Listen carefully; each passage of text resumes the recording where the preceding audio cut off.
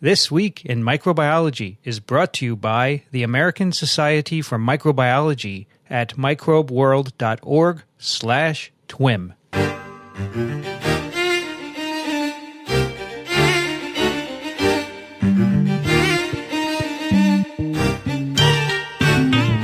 This Week in Microbiology, episode number 102, recorded on April 16th, 2015. Hi, everybody. I'm Vincent Racaniello, and you are listening to TWiM, the podcast that explores unseen life on Earth. This week's episode of TWiM is sponsored by SciMed Solutions, a leader in cutting-edge software that's used for science and medicine. Things like EKG management, sequence analysis. They build software to help both scientists and organizations increase their throughput by tons, by orders of magnitude, and allows them to get results faster and accurately. SciMed has years of experience working with scientists in diverse areas like immunology, virology, and genetics. If you are attending the conference this year for the American Association of Immunologists, which is in New Orleans, stop by. They have an exhibit in the exhibition hall. Learn about what SciMed could do for you and check out their new product design for life scientists. SciMed software and consulting services let you automate repetitive analysis and reporting of large data sets. It lets you streamline experiments and keep your data intact. Contact SciMed about research partnerships, database setup, mobile apps, web applications. You can do all of that at SciMedSolutions.com. SciMed Solutions, innovative software empowering the world's leading minds. Joining me today from Small Things Considered, Elio Schaechter. Well, howdy. How have you been? How are you doing? I've been fine. You enjoying the weather? Yeah, of course. Here, spring has come. Beautiful. Well, Australian, the drought continues. You see, in California, it's always summer, so at least where you are, so there's no joy of the seasons changing. Also joining us today from Ann Arbor, Michigan, Michele Swanson. And there is joy in Ann Arbor. The seasons have changed. You can go play golf, right? I played golf last weekend. Thank you very much. Ah, wonderful. Excellent. Yeah. Also joining us from Charleston, South Carolina, Michael Schmidt. Hello, everyone. How are you, Michael? I'm doing well. We've had a break from summer. We had summer for a few days, and now it's back to spring again, thank goodness. Today, is April 16th, which is a day after taxes are due here in the U.S. A very sad day for all of us. Oh, yes. But it funds our research. Which we're very grateful for. They should give us more money to do research. They don't give us enough. There's a lot more we can do, but I'm told there's not enough discretionary money in the U.S. Oh, well. All right, today we have some good things for everyone to listen to about science that is funded by your tax dollars. This is for you, so you should love it. And if you want more of it, you should write your congressperson and tell them to increase the NIH budget, which they don't usually like to do. And in fact, for the past X number of years, it's been flat, which is not great. But I don't want to complain. Michael, I think you have a snippet for us, don't you? I do. And like many other microbiologists, I rely on Elio's great blog, Small Things Considered, to help me find those gems of papers that we all occasionally miss, especially in the middle of a semester where I often fall behind on my reading with the demands and rigors of class. And so this particular paper I discovered through, if you will, one of the contributors to Elio's blog, Dr. Terry Romer, who's a distinguished scientist at Merck. And he contributed a wonderful post that he entitled "When Antibiotic Resistance in Vitro Does Not Tell You What You Need to Know." And it was based on a paper by Elizabeth Thulin, Martin Sundquist, and Dan Anderson, who are from the Department of Medical Biochemistry and Microbiology from Uppsala University in Uppsala, Sweden. And it's a really neat paper in the sense that there's this observation that we don't use this particular antibiotic in the United States to treat uncomplicated urinary tract infections or cystitis. And the drug that they use is amdenosilin, which is mexillinam. It has too many L's and N's in there for me to get it right, so I'm just going to call it AMD. Mecillinam, not that bad. Come on. Mecillinam? Oh, thank you, Mecillinam. Elio. I went to the Chicago schools, and there was the transition of phonics to the memorizing English, and I didn't do so well. I needed a phonics-based education. So this is a beta-lactam antibiotic that's used mainly in Nordic countries, and Sweden being a Nordic country, for this treatment.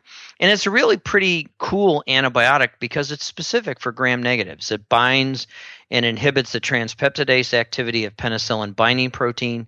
And as most gram-negatologists know, it's penicillin binding protein 2 is responsible for the elongation of rod-shaped cells, and cells treated with AMD become enlarged, non-dividing spheres that ultimately explode or lyse. So it's a nice bactericidal antibiotic.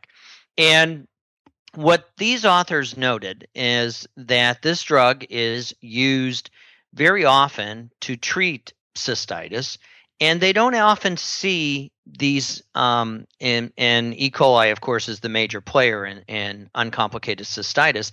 They often don't see the microbe becoming resistant to it. While in vitro, this microbe can become, or E. coli can become resistant to mexillinam very easily. Psyllinum. See, this is why I'm calling it AMD from now on. Can become very, very resistant. And what they discovered is there are over 30 different genes that will confer resistance to this particular drug in vitro. While in vivo, and the paper is really a primer in how you have to look at mutations in modern biology, because what these folks did is they did the tour de force and did whole genome sequencing of both in vitro resistant E. coli as well as the ones that they isolated from the clinic that were resistant to this antibiotic. And what they learned is that when you developed a lesion in cysteine biosynthesis, clinically, you became resistant to this drug. And isn't that odd? Isn't that a weird story? It is a weird story because the cysteine has nothing to do, at least I didn't think it had anything to do with cell wall biosynthesis, but then they bring up our old friend, the stringent response.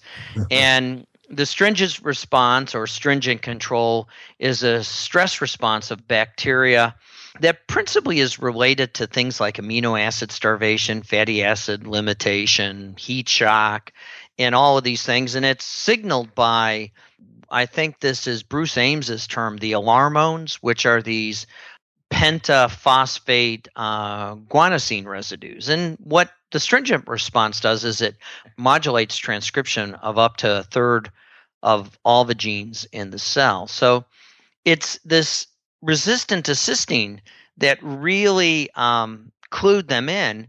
And what they learned after they did a lot of really heroic work looking at the genes, and what they appreciated is that what this lesion did is it actually, all these lesions impose a fitness burden to the cell. So if you develop a lesion, you're obviously not going to be as fit as a lesion. You mean a mutation? Mutation, yes, a lesion in the genome or a mutation, and so you're not going to be as fit, which is code for you will not be able to grow as fast. And what we all know the bladder does is it voids itself at a regular basis, and some people more frequently than others. And so consequently, the resistant strains, what they think is happening, the resistant strains in vivo don't have the ability to grow to high enough level to maintain the infection inside the host, while this cysteine lesions is not as impacted by the inability to make cysteine, and it's able to grow fast enough in order to become resistant in vivo.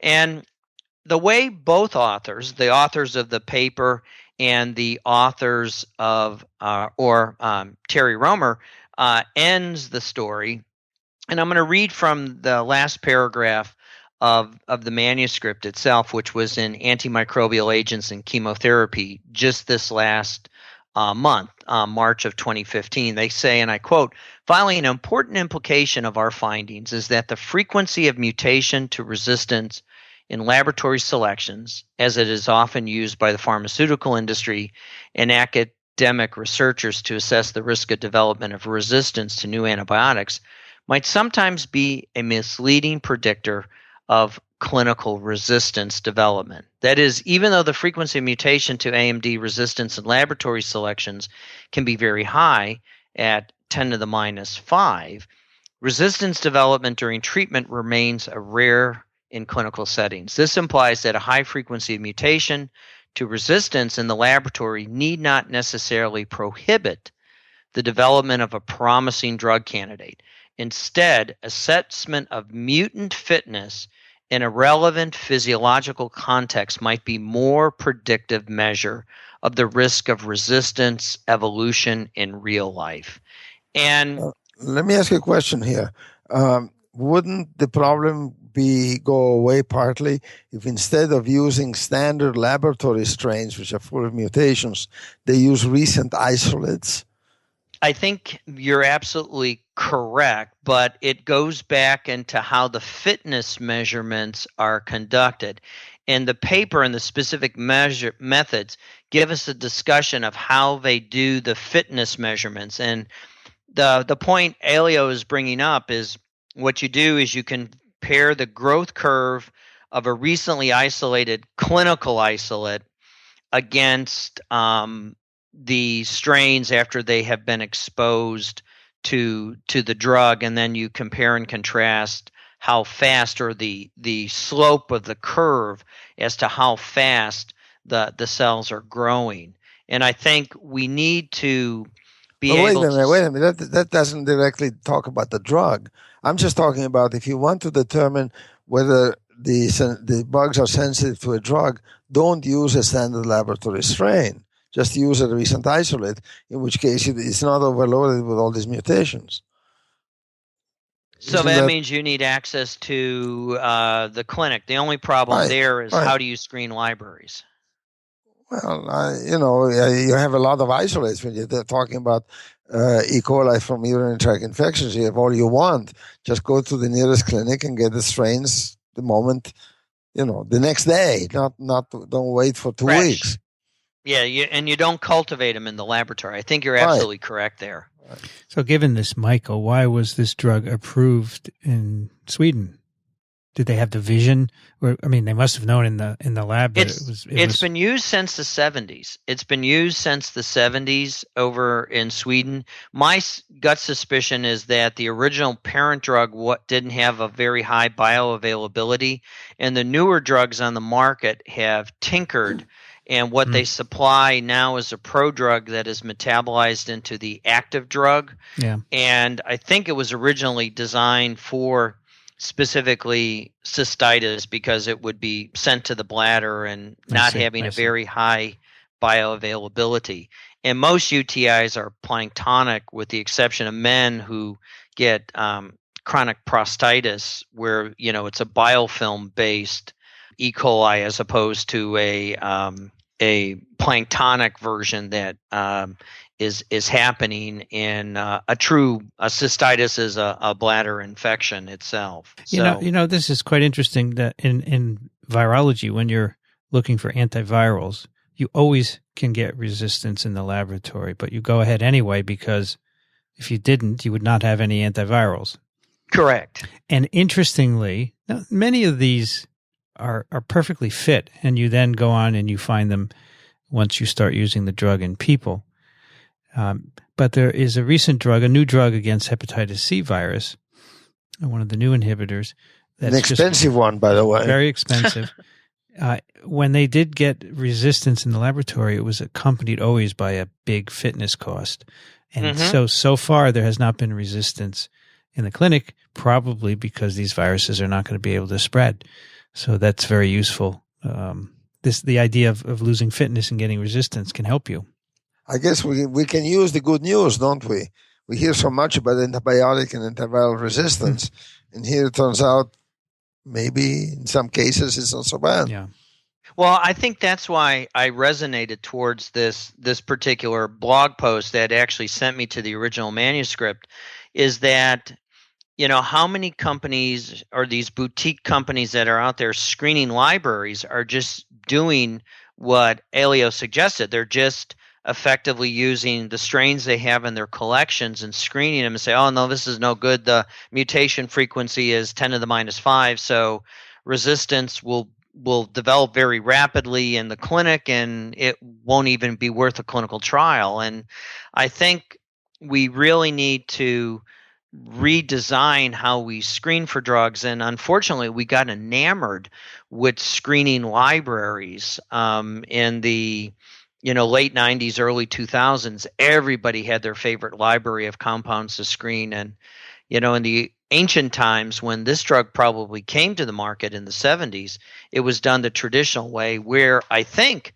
if I'm not mistaken, remembering my lectures from the Lilly scientists that came down to Indiana to talk, is they said they did exactly what Elio said. They went to, the Indianapolis hospital, got isolates there, and, screened their promising candidates to see whether or not they were sensitive. But I'm going to stay tuned to figure out why cysteine biosynthesis is conferring resistance. And if you're really interested in swapping genes in and out, they did all the right controls, and they put the gene in trans on a plasmid, and boom, you're no longer resistant to the drug. So it's a really neat paper that I compel you to take the time to read. The methods are really neat to see how they done it, and at the end of the day, ask Santa for a whole genome sequencer, because that seems to be how everything is getting done today. All right. Thank you, Michael. People, let's see. This is antimicrobial agents and chemotherapy. Might be behind a paywall for a while. No, it's free. There you go. It's free. Everybody can see it. Yeah. Wonderful. Thank you, ASM. This episode of TWiM is also sponsored by ASM Education. They'd like you to know about a special section in a recent issue of the Journal of Microbiology and Biology Education. This is a section devoted to scientific ethics, and you can find this at jmbe.asm.org. It's guest edited by Beth Fisher, Frederick Grinnell, and Michael Zygmunt. It's got 45 articles that provide a comprehensive look at ethics in science, including things like responsible conduct of research, ethics in science education, publishing and authorship, and how to incorporate ethics into STEM education. These articles will provide vetted ethics-related activities and tools that you can use in a classroom or in the laboratory. This part of this journal is also essential for ongoing education of scientists and research mentors. There are articles on why responsible conduct of research training is needed, how to incorporate and evaluate responsible conduct of research training, and very importantly, to discuss the influences, or I should say potential influences, of funding, research competition, and authorship that can compromise research integrity. Once again, you can find this section in the issue of Journal of Microbiology and Biology Education at jmbe.asm.org. All right, we have a paper for you today. It was published in Cell in April, which is this month, and it's called Indigenous Bacteria from the Gut Microbiota Regulate Host Serotonin Biosynthesis. And this is by Jessica Yano, Christy Yu, Gregory Donaldson, Gauri Shastri, Phoebe Ann Liang Ma, Catherine Nagler, Rustem Ismagilov, Sarkis Mazmanian, and Elaine Shao. I just like Time's up. Time's up. Yeah, it's it. We have to cut off. I like pronouncing everyone's name. And this is just, you may be thinking, oh, another gut microbiota paper, but It's just amazing where we're going with this. So this is all about... Tell us. You want to know? Yeah. Okay. So I thought this was really interesting. This is all about serotonin, which has got to be one of the most amazing compounds on the planet. It does so many things. So it is a neurotransmitter. It is made from tryptophan. And it's found 5-hydroxytryptamine. 5-hydroxytryptamine. Which is an amino acid high in turkey. That's right. I was just going to say, That's an episode of Seinfeld. It is? It is. Yeah. Yeah, there's a lot of tryptophan in turkey, and supposedly this is why you get drowsy after eating turkey, but I don't think that's really right. However, serotonin does regulate your level of alertness. You can find it in us, in humans, in the GI tract. You can find it in platelets, and you can find it in the central nervous system. Which way does it go? It's made in the GI tract. No, but I'm saying more serotonin, the less alert you are? I don't know. That's a good question. I'm not sure what the direction is, if it's that straightforward, since it's a neurotransmitter. I don't know. But I know that, there are receptors for serotonin, okay? They're different kinds. And a number of drugs, psychedelic drugs, like psilocybin, mescaline, LSD, are agonists of serotonin receptors. That is, they tickle them forward, and, LSD makes you psychedelic, right? My wife was telling me last night when she was at Merck, they were working on serotonin in this receptor, and they actually bought LSD from Sigma. Can you imagine ordering LSD to do binding studies and competition? Anyway, I digress. So, Elio, I don't know. Maybe Michael, do you know what happens with a lot of serotonin? No, I don't. I should know. Maybe I'll look it up. But anyway, this most of the serotonin is in the GI tract. It has an amazing number of effects. It regulates the movement of the tract. If you're feeling not so well down there in the tract, it's probably just something wrong with your serotonin levels. You have an enteric nerve system down there, the myenteric plexus, and serotonin interacts with that. In the central nervous system, it regulates your mood, your appetite. It regulates your sleep.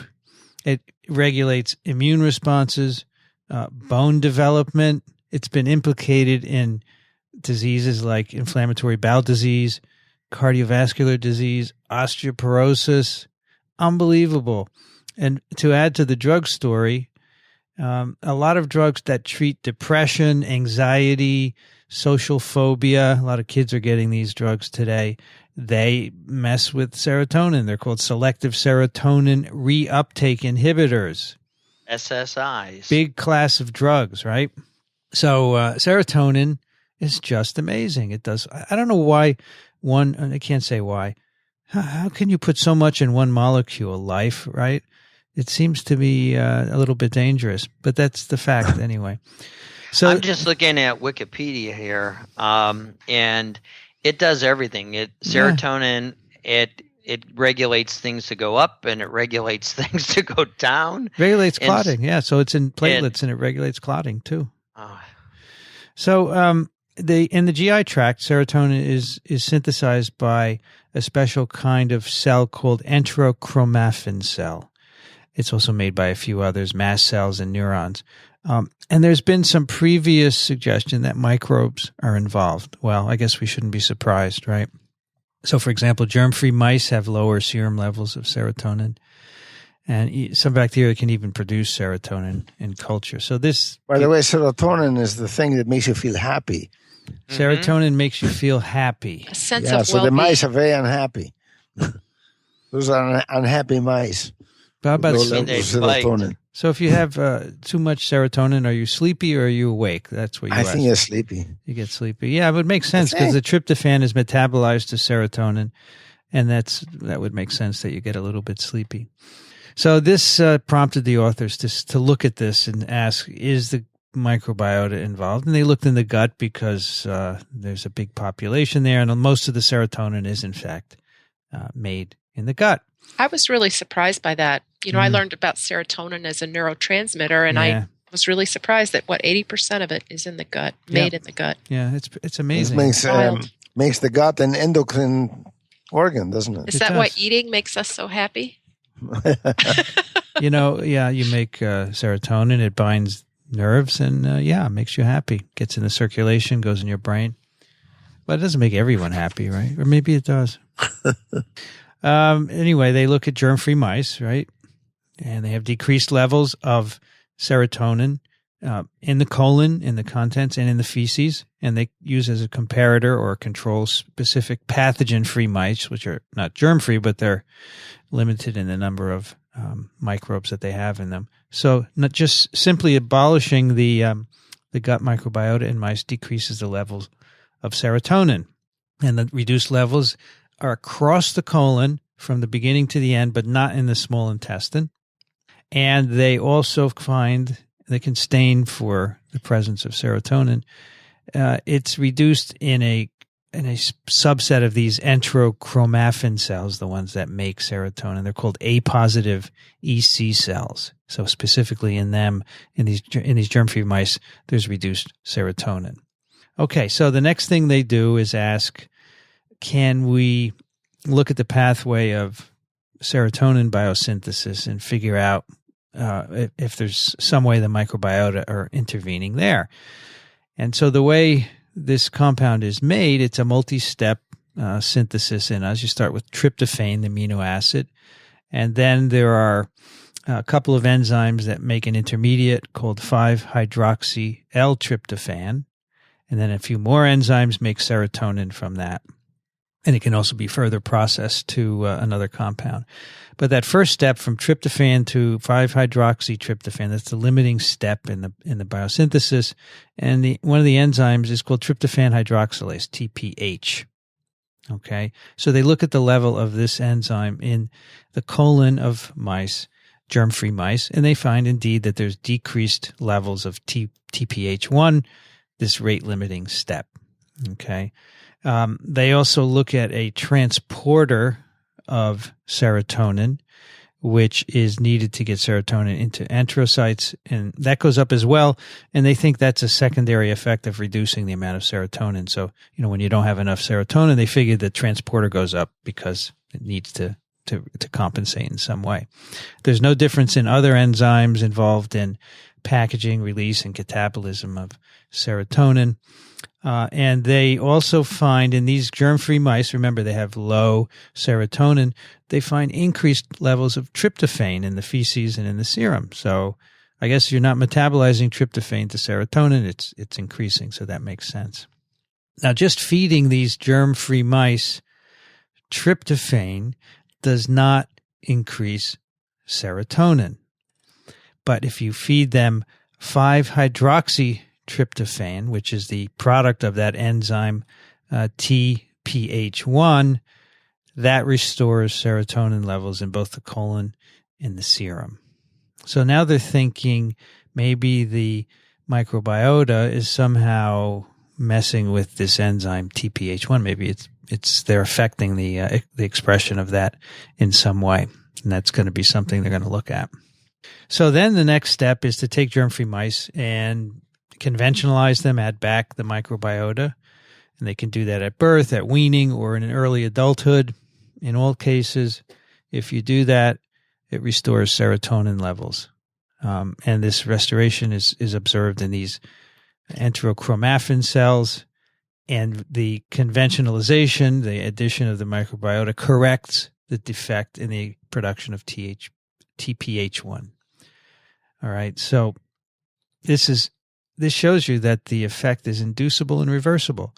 So you can grow mice up without the microbiota. They have a low serotonin, but you can fix it. That's pretty neat. Then they tried to add specific bacteria into the germ-free mice to figure out which ones are involved. They tried a bunch of them. Bacteroides fragilis, segmented filamentous bacteria, which, by the way, was discovered by one of our faculty members. And I don't know if Michael, you might have been on, or maybe it was just me. We did a TWiM. Were you on that episode? Yeah. with Ivo Ivaliov, who discovered them in the gut of mice. Anyway, they don't help with the serotonin. Bacteroides uniformis doesn't do it. An 8-microbe consortium or mixture that is known to correct the pathology of these mice. So when you grow up germ-free mice, their guts are messed up. The morphology is messed up. The immune system is messed up. And 8 microbes together can fix that, but it doesn't help with serotonin, nor does Bacteroides species. None of these guys worked. However, if they colonize the mice with spore-formers, which they get from the specific pathogen-free mice, and they call these SPs, they're mainly Clostridia, completely restored serotonin in the serum in the colon. So again, spore-formers. They can see increased serotonin in the right cells in the gut. They see increased expression of this enzyme, TPH1. So somehow putting the right bacteria back is turning up the levels of this enzyme, and then you get the right levels of serotonin. That's very cool. By the way, I just want to make a side here. So this gut abnormality in germ-free mice is very interesting. It can be repaired by adding back certain bacteria. Can also be repaired by adding back norovirus. Really? You're kidding? Oh, yeah. That's right. We talked about that. Is there anything known about how that works? It is not known how it works, no. So you give the mouse, is it human norovirus that you give the mouse? It's a mouse norovirus, right? Okay. You just put the virus in, and it fixes the defect in the morphology in the gut and the defect in the immune cells in the gut. These mice with germ-free mice have very few T cells in the gut. And this is it inducing inflammation? Is that what we're talking about? Probably. I don't believe it's inducing inflammation, no. But tickling the innate immune receptors. Maybe. Perhaps. Anyway, it's probably TH17 in the Treg population. I hear about it every Friday at seminar. We have a big Treg population at my institution. Anyway, so it's very interesting that not just bacteria, but viruses in the gut. Who knows what other ones would also fix it as well, right? That's quite interesting. Anyway, back to serotonin. So what we got up was we put spore-formers in. Okay, and so these spore-formers, when you add them back, if you do this in rag knockout mice, so these are mice that don't have B and T cells, you still get induction of serotonin. Okay, so the effect of these spore-formers doesn't involve Tregs, Michael, in this case anyway, which you'll be happy to hear. News. Good news. That's good news. The other cool thing is that you can take spore-formers from humans and add them to mice, germ-free mice, and then they restore serotonin levels as well. So this suggests that in us, if anybody has a serotonin issue, maybe you need to get spore-formers. Or a stool transplant. Stool transplant, yeah. Or norovirus. Or norovirus, yeah. Although probably people don't want messy. that. So if you're the moral of the Vincent story is if you're a little bit depressed, you need to go on a cruise. Hey, that's not a bad idea. It doesn't make sense. And that generally cures depression. I don't know, Michael. I have a feeling that if you spend $5,000 on a cruise and you have to go back after a day, you're going to be depressed. No matter but if it's covered by insurance, it may not be so bad. Yeah, if you have insurance.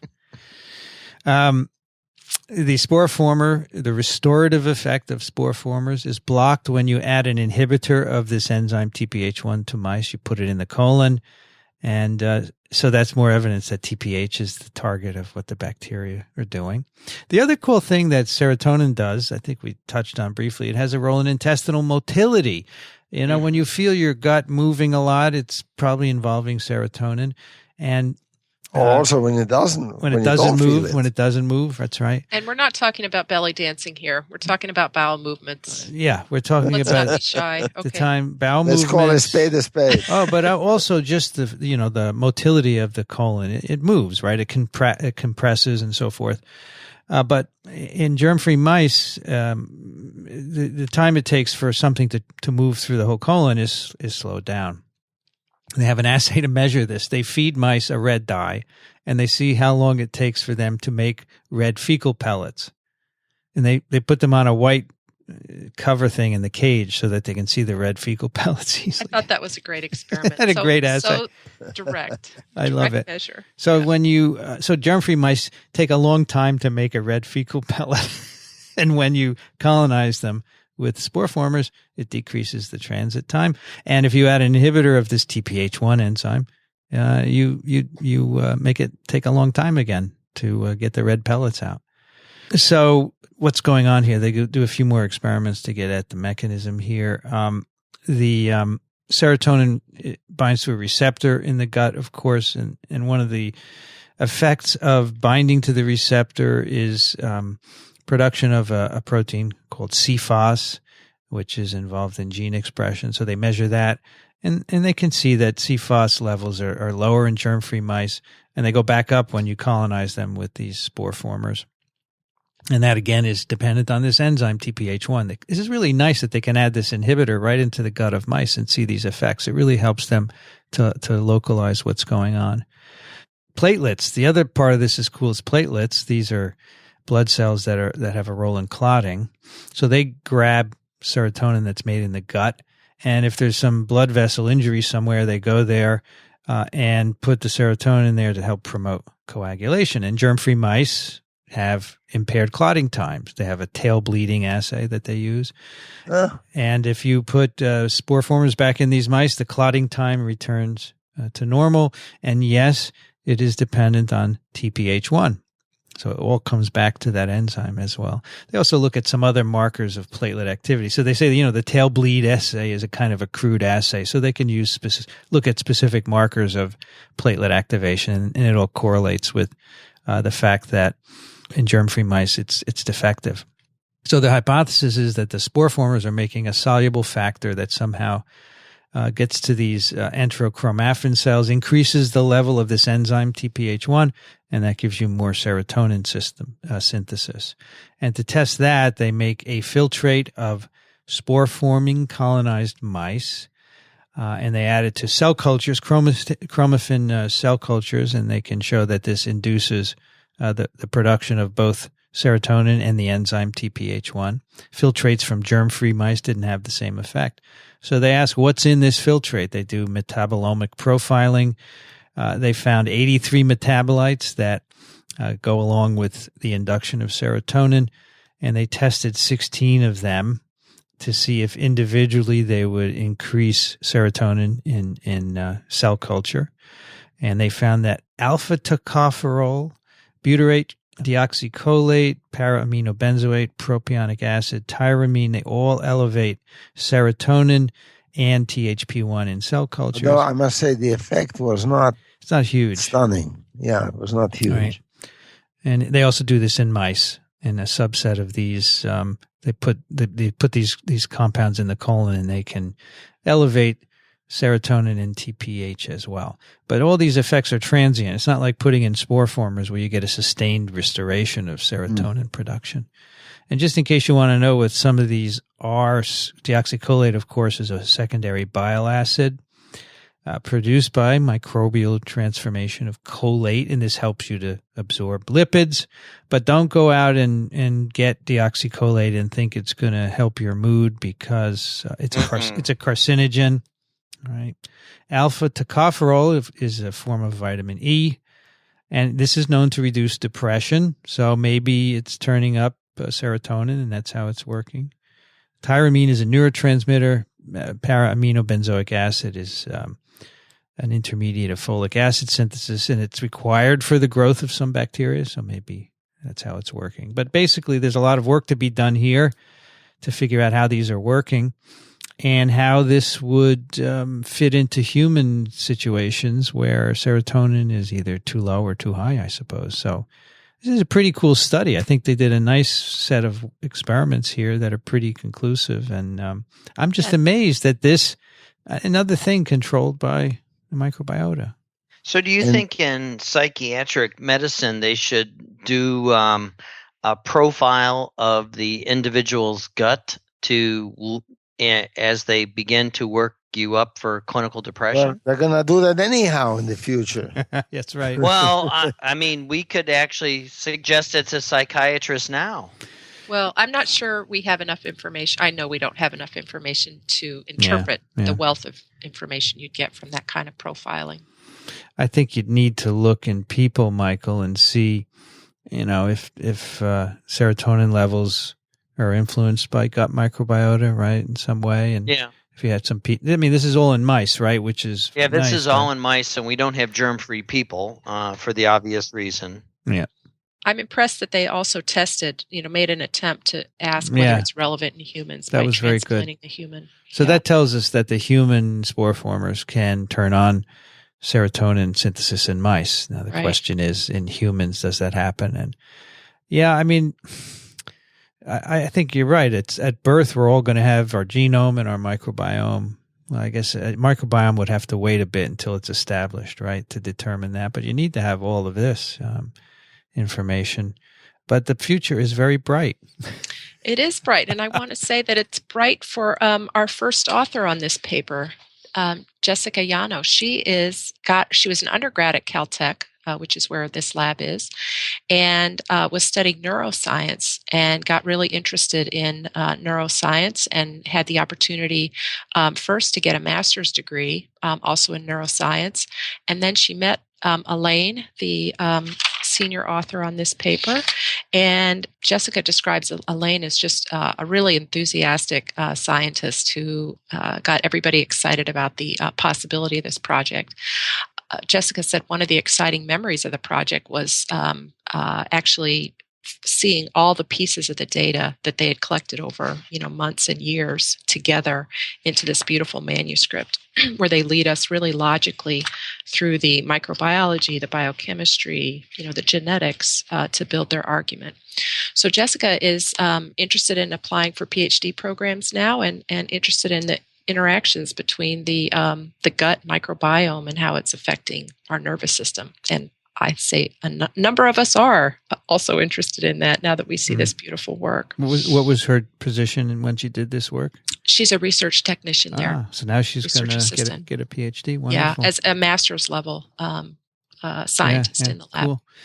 Yeah, I mean, the serotonin certainly goes into the CNS, so it could have a role. So this gut microbiome could have a role in, well, as we said, it plays a role in mood and sleep, et cetera, et cetera. So we've talked about that a little before, this connection, but it's getting stronger. It's quite amazing. And pulling more people like neuroscientists into, examining the gut microbiome. In the blog, some time ago, we had a bunch of articles on microbial endocrinology. Right. Mm-hmm. And, this is a subset of that subject. So, it's really true that bacteria are involved in everything conceivable, and that part of that is the nervous system, but not only. It's not only. So in the end, Michele, neuroscientists are really microbiologists. Well, but we need the neuroscientists too. Who's kidding who? It's got to be collaborative. Isn't it amazing? Do you think that, here's a heretical thought. I'm worried that we got so dependent on our microbiome. Because if they decide to go away, we're in trouble. Oh, you're referring to the lost species if we've inadvertently cleared out a few by our antibiotic use and change in diet? Because, of course, it wasn't our fault that we became dependent. Evolution took care of that. But it's a little scary that we are dependent on it. But I suppose that if we learn what it is that we require, we could someday fix it, right? Yeah, if you had to point to a couple examples of weaknesses that have turned up in the human population, what would they be? From having altered their microbiomes? I don't know. I think allergies for certain allergies. Could be asthma. Asthma is another one. Maybe mood issues are traceable to excessive antibiotic use. Or inappropriate diet. Not enough complex carbohydrate. Or inflammatory bowel diseases. Well, I think a lot of these are a consequence of our altering the microbiome. This is true, but it's going to be hard to find out. I mean, everybody's going to do microbiomes in huge numbers, and there's going to be a lot of data, but it's still only correlative science. You correlate the existence of certain bugs and certain patterns with certain outcomes. It's not the same as doing the experiment. It's not. One of the big gaps is because we don't know how to culture a number of these organisms in the gut. Sure. So as our technologies, improve to learn how to design the appropriate culture media, I think we can then do the experiment and test more directly. Yeah, when you can give. I was wondering, back, you know, this neat papers from Kim Lewis's lab at Northeastern, where he can isolate all kinds of bugs in soils by simply putting them in dialysis chambers, essentially, and placing them in the soil, right, and getting the environment to do it for him. Right. Could you implant such a thing in the gut of an animal and see what gives, what can be cultivated? It can be cultivated now. Well, we talked about something similar when they put a dental implant in people, and that's right. Remember, they could grow certain microbes that way. Right. Wasn't that the case, Michael? Yes. Can you do this in the gut? Yeah, you could do it in the gut, I suppose. It's just harder to get back, Elio, than a dental implant. Or harder to keep still because of the motility. I don't know. I guess clever surgeon will figure out a way. Sew it in, yeah. But you could take a capsule and it would pass through in a certain time, and perhaps that would be long enough. I guess you could decrease your serotonin and keep it in there longer, so that it would Or get there's Imodium. That decreases the motility. Yes, right. That's exactly what Imodium does. How does that do? Does it affect serotonin levels, Michael? Oh, I don't know the true mechanism of action of Imodium, but I know it slows gut motility, and that's principally how Imodium functions. It's used during fecal transplants by the rectal route, right? Correct. It is an opioid receptor agonist, which is serotonin. Serotonin receptor. It works similarly to morphine, decreases the activity. Oh my gosh. We just made a quantum leap in understanding Imodium and serotonin. Well, that's interesting. Anyway. Not bad for a bunch of microbiologists. Yeah, what do microbiologists know, right? It's all connected. I mean, I think that's what we're beginning to appreciate. And I think, the true gist of this paper is that their best results were when they gave back, if you will, a fecal transplant back to the animal, where everything is balanced and mixed, and you set it in, and the microbes actually modulated the control, which is probably why, as Elio pointed out, they didn't really see anything spectacular when they added back the chemicals one at a time. Right. It's probably not just one chemical, right? It's probably a mix. It's probably complicated. ASM and the International Society of Chemotherapy joined together for ICAC ICC 2015 this September. This meeting will be 2015's principal meeting for clinical microbiologists, infectious disease physicians, researchers, and pharmacists to discuss antibiotic resistance, new antibiotic development, and antibiotic stewardship, all things we talk about here on TWiM. If you go to the meeting, you'll be able to choose from over 110 sessions and 19 courses that explore major advances in drug development and infectious disease research. You can earn up to 32 3/4 hours of continuing education and, of course, network with over 6,000 professionals who are working to improve the diagnosis, prevention, and treatment of infectious diseases all over the planet. And you can explore the latest products and services from over 70 companies that'll have exhibits at the meeting.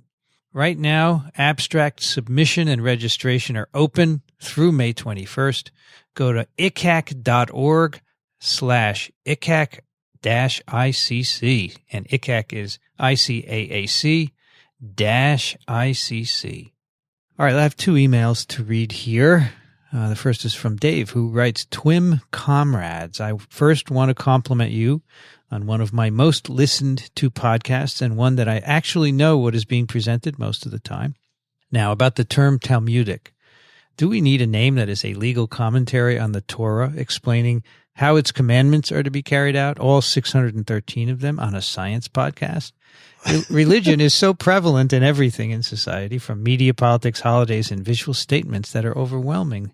The liberal view of the belief in the belief of religion is not questioned, as Dennett has explored, but please don't let it creep into the sanctuary of sanity and reason that is TWiM. Oh boy, I guess I should answer that. Sure. Well, the term Talmudic question was used distinctly with tongue-in-cheek. Okay, it's not meant to be literally a Talmudic question. That is in the realm of religion and theology and so forth. And we never meant that. It was meant to be something which it's jokingly and lightly meant to take on the questions where the answer is not forthcoming, but just thinking about the question is fun. I'm sorry, if Dave could come up with a better term, I would be inclined to use it, but I can't think of one. And I think most people don't seem to be so taken by the theological implications of the term. I hope I'm right. Has anybody complained on the blog? No, nobody has. Yeah. My wife thinks it's a little bit disrespectful, maybe, but I really, don't think that's interesting. Yeah. Well, we could rename it "Questions of Life." Well, the point. It doesn't quite have the same snap. Let's say. No, it doesn't. Yeah. But it's a question that there's no answer to, or one that the answer. Well, the answer who knows? Whether you don't know the answers, whether and one it's is worth forthcoming thinking or not. deeply about. Yeah, that's right. Yeah. Well, we've done well with that. I mean, we've had over 120 of these questions in the blog, and people seem to like them. We get quite a few comments, and some of them lead to a fairly long discussion. We had one which we had to post something recently, which we called a Talmudic conversation. Sorry, Dave, but it dealt with, in fact, one question. I think it was the question about are there some phages that can affect mitochondria and chloroplast, being that these organelles used to be bacteria. And that caused a big commotion. We got quite a few comments. So we posted them separately on the blog. You can read it under the title Talmudic Conversation. Anyhow, okay. Thank you, David. All right. Our other emails from Suzanne. She's writing about a letter we read, I think, last time from someone who felt that making restaurant employees wash their hands in the bathroom wasn't a good idea. And Suzanne writes, in my experience working in food service, you're all right. There's no good way to mandate and police hand washing. But that's not really the way it works anyway. The education is mandated and best practice rules are set. And when the regulatory agencies check up on you, they take points off for each thing that doesn't measure up. And it's true that the rules aren't followed perfectly, but if you aren't doing well enough, you get corrected or closed down before your customers even notice most of the time. Without the rules, believe me, a lot of people would go with the, well, I don't do this at home and it's never hurt me philosophy, and things would be even dirtier than they are. It's true that when enough people get sick, you'd lose customers. It's true that in the end, the free market would probably take care of each individual case. But the free market is a lot slower than regulation and tends to require more hurt and death to create change. It's also true that without regulation, private groups often jump in to fill the void. But we often have less influence when we try to make change with money rather than votes, and due diligence is often difficult at the individual level. Everything requires more participation than U.S. citizens are interested in these days to keep things running smoothly and well. It's just as easy to relinquish your personal responsibility to the free hand of the market as to the idea of government as something there to take care of you instead of something we all supposed to be part of. P.S. The health departments that are in charge of enforcing the code are not staffed by the restaurant industry. Other enforcement agencies don't need to be staffed by members of industry either. Scientists and people from a more academic side of the field would know just as much as business owners and employees. It's just been policy for a while now to allow the revolving door between industry and government jobs.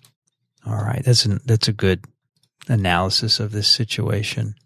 Mm-hmm. I think you have to have the signs you have to train employees. You put the signs on the wall, and that's it. Not much you can do about that.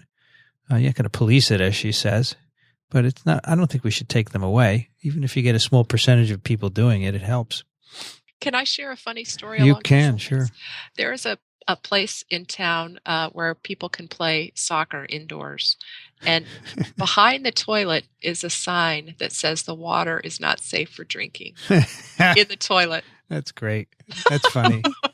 Yeah. Just in case I you were was thinking just about. recently at a meeting that announced that all of the toilet water was actually gray water. And that means it's not potable. Most of us use potable water to flush our toilets, even in schools and businesses. So gray water, that's the first time I ever saw gray water. And if you think about it, you do get splashed with gray water. So it even drives home the importance. And I know California is actively considering using gray water to help with their water issues. And so in places like California, where gray water is going to become the norm in public restrooms, it even becomes more important to pay attention to washing your hands. How dangerous, Michael, how dangerous is gray water? It depends on the standard of how many coliforms it can have per liter. For potable water, it's pretty rigorous that it's coliform free. But for gray water, I don't know what the standard is off the top of my head. But gray water is not untreated water. It's been treated just to a different standard. Right. It's not correct. It's not for drinking, right? It's not for drinking. Not for reloading your water bottles. We had a funny thing happening in San Diego some years ago. There was talk about recycling water, taking gray water and making it potable. And then the politicians got onto this and called it toilet to the tap. What they forgot is that a lot of the water we get in San Diego comes from the Colorado River. And that is pure recycled water.